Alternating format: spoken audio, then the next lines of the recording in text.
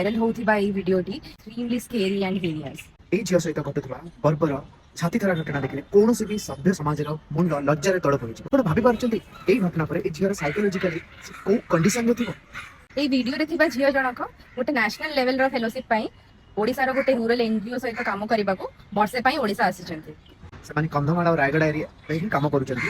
ଘଟଣା ଦିନ ସିଏ ଆଉ ତାଙ୍କ ବନ୍ଧୁ ଗୋଟେ ସ୍କୁଟିରେ ଯାଉଥିଲେ ରାୟଗଡ଼ା କଲ୍ୟାଣ ସିଂହପୁର ପାଖରେ। ସେମାନେ ଗୁଗୁଲ ମ୍ୟାପ୍ ଦେଖି ଯାଉଥିଲେ ଆଉ ସେଠି ରାସ୍ତା ଭଟକିଗଲେ। ତାପରେ ସେମାନେ ଯେହେତୁ ରାସ୍ତା ଭୁଲି ଗଲେ ସେଇଠି ଥିବା ଲୋକାଲ ଲୋକଙ୍କୁ ସେମାନେ ହେଲ୍ପ ମାଗିଲେ ଆଉ ନିଶାସକ୍ତ ଥିବା କିଛି ଯୁବକ ମାନେ ତାଙ୍କୁ ଅଟକେଇକି ତାଙ୍କଠୁ ତାଙ୍କ ଆଇଡି ପ୍ରୁଫ୍ ମାଗିଲେ। ସେମାନେ ସେଟା ତାଙ୍କୁ ଦେଖେଇଲେ ବି, ବଟ୍ ସେମାନେ ଯେହେତୁ ଓଡ଼ିଆରେ କଥାବାର୍ତ୍ତା କରିପାରୁନଥିଲେ ସେ କମ୍ୟୁନିକେସନର ଇସ୍ୟୁ ହେଲା। ଯାହା ବି ହେଲା ସେମାନେ ତାଙ୍କୁ ଅଟକେଇକି ତାପରେ ଗୋଟେ ମବ୍ ଆସିକି ତାଙ୍କ ଉପରେ ଆଟାକ୍ କଲା। ତାଙ୍କ ଉପରେ ମାନେ ସେ ଝିଅଟି ଉପରେ ବେଶୀ ଆଟାକ୍ ହେଇଛି। ଏ ଝିଅ ଯେତେବେଳେ ନିଜର ପ୍ରୁଫ୍ ଦେଖଉଛି କି ମୁଁ ଏନଜିଓରେ କାମ କରୁଛି, ନିଜର ସବୁ ଆଇଡେଣ୍ଟିଟି ଦେଖେଇଲା ପରେ ବି ସେମାନେ କିଛି ବୁଝିବାର ମାଇଣ୍ଡ ସେଟ୍ରେ ନଥିଲେ ଆଉ ଅଫବା ବା ଗୁଜବ ପ୍ରଚାର କଲେ କି ଏମାନେ ପିଲା ଚୋରି କରିବାକୁ ଆସିଛନ୍ତି। ଏଇ ଘଟଣାରେ କିଛି ଇସ୍ୟୁ ସାମ୍ନାକୁ ଆସୁଛି, ଯେମିତିକି କେମିତି ଆମେ କାହାର କଥାକୁ ଶୁଣୁନେ ଆଜିକାଲି ଆଉ ଆମେ ଆମ ପ୍ରିକନସିଭ୍ ନୋସନକୁ ନେଇକି ଆମେ ଆମର ଆକ୍ସନଟାକୁ ନଉଛେ ଆଉ ଆମେ ଲ ଆଣ୍ଡ ଅର୍ଡରକୁ ଆମ ହାତକୁ ନେଇ ଯାଉଛେ। କେତେ ଲୋକ ଗୋଟେ ଝିଅକୁ ବାଡଉଛନ୍ତି ସେ ଭିଡିଓରେ, କେତେ ଲୋକ ତାକୁ ଆସଲ୍ଟ କରୁଛନ୍ତି।